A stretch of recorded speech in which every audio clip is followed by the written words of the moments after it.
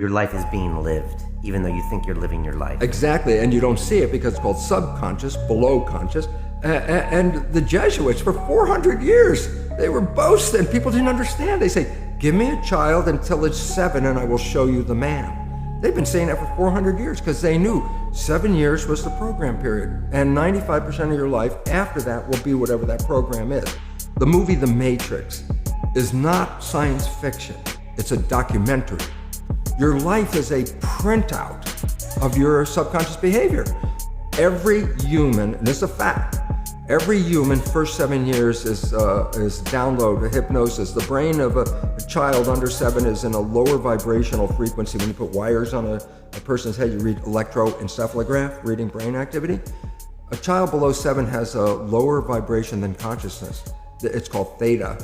Theta is imagination. Oh, that's how kids play a tea party with mud pies, but to them it's a real thing. A kid rides a broom, it's a horse. That's theta, imagination. Theta is also hypnosis. And the idea is this: before you can become conscious, if you don't have any programs, what are you going to be conscious of? It's sort of like I buy a new iPod and I take it out of the box and I push play and nothing happens, and you think, oh my God, I spent all the money and the damn thing isn't working. And then some little 7-year-old kid comes up and says, well, mister, you didn't download any music. How are you going to play something? And I go, that's the same thing. It's like the brain is like the iPod. Consciousness is the screen where I can create. But if I don't have anything in the hard drive, I can't create.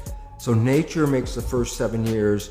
What kind of programs are required to live on this planet? I say, how do you get them? Theta is hypnosis. You just watch. You watch your parents, you watch your siblings, and your community, because you have to learn how many 100,000 rules. Think about it. Just to be a functional member of a family and a functional member of a community, there are rules. Teach an infant these rules. I say, oh, you don't have to. First 7 years, they observe it and just download it. And then I say, well, why is it relevant? Because this is the unfortunate fact. 95% of our life, this is a fact, comes from those programs in the subconscious. Every day, only about 5% of their life are you using conscious, which is creative. 5% of people read self-help books. I go, well, you read the book, you got a lot of knowledge. I say, is your life changed? No, but you got a lot of knowledge. And so here's the difference. The conscious mind is creative and can learn in any number of ways. Read a self-help book, go to a lecture, listen to this program, and conscious mind's going to get some awareness. And I go, yeah, but subconscious mind doesn't learn that way. I go, right, it doesn't. Subconscious mind learns in 2 fundamental ways naturally. Hypnosis, which is the first 7 years. And after age 7, how do you put new programs in? Repetition. Practice. You want to drive a car, you didn't learn how by just getting in the seat and put the key in. You had to practice driving the car. You want to learn the alphabet. How many times did you go from A to Z? Try to go to A to Z before you can complete it. Once you completed it, you didn't have to go back and do it again. So 2 phases. You want to train the subconscious mind? Hypnosis, repetition. I like the last one because there's a new phrase that's bandied about called fake it till you make it. Meaning, if you're not a happy person, I say, you want to be a happy person? Then repeat all the time, I'm happy, I'm happy. I say, well, you don't look happy or anything. I say, no, who am I talking to?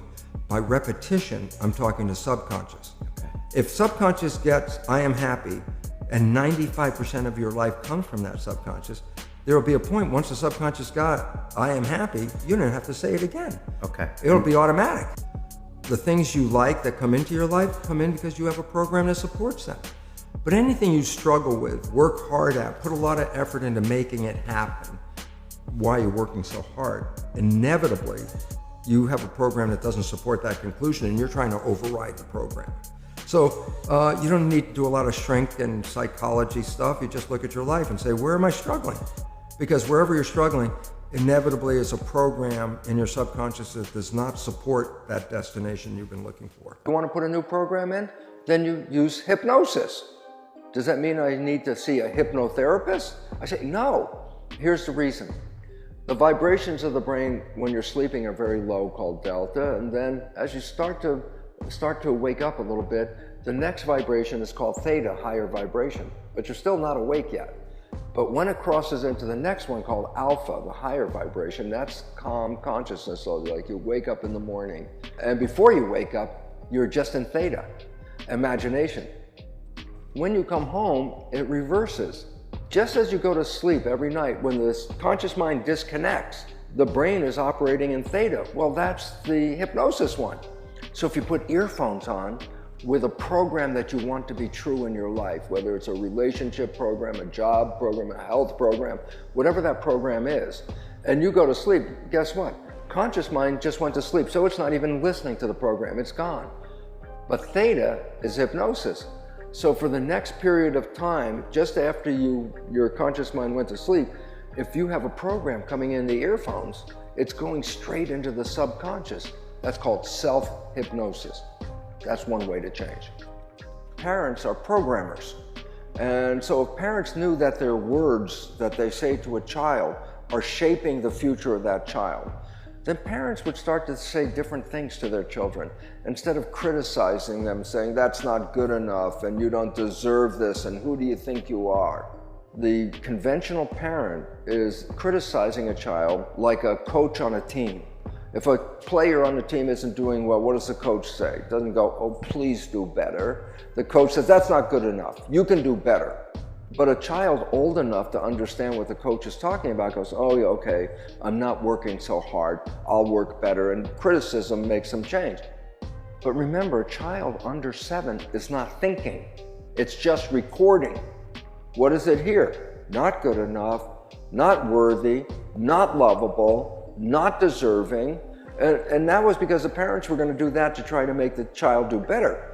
But if the child is not conscious, thinking, and just recording, then all those words become very negative programs for the future of that child.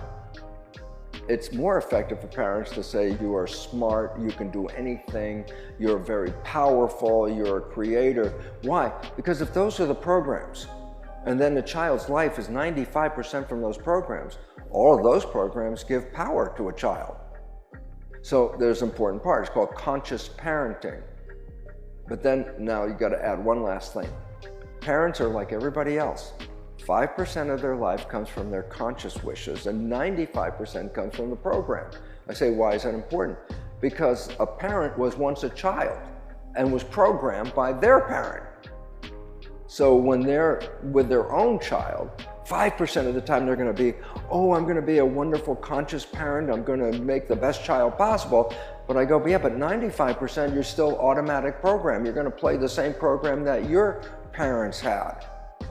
A very interesting little side story. When they followed the fate of children who were adopted into a family where there was cancer running in the family, so the whole family lineage, grandparents, parents, etc., had cancer, and the child from outside adopted into that family, it turns out that the adopted child will generally get the same cancer that the family has. But the most important insight is the adopted child came from different genetics. So it's not the same genes. So where did the cancer come from? And the answer is not from the genes, but from the programming. So we have to recognize, I want to be a conscious parent, but I also recognize that 95% of my life is not coming from conscious parent, it's coming from program. But if there's let's say a couple that are raising a child, one of the parents could observe the other parent. And if the other parent goes off and starts doing an old program, the watching parent could go, wait, let's stop and change this program. And so between the parents watching each other and helping them change the program, they can become then real conscious parents.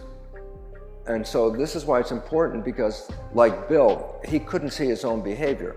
A parent cannot see their own behavior. They have wishes to be the best parent, but that's 5%. 95% is coming from just the way they were raised.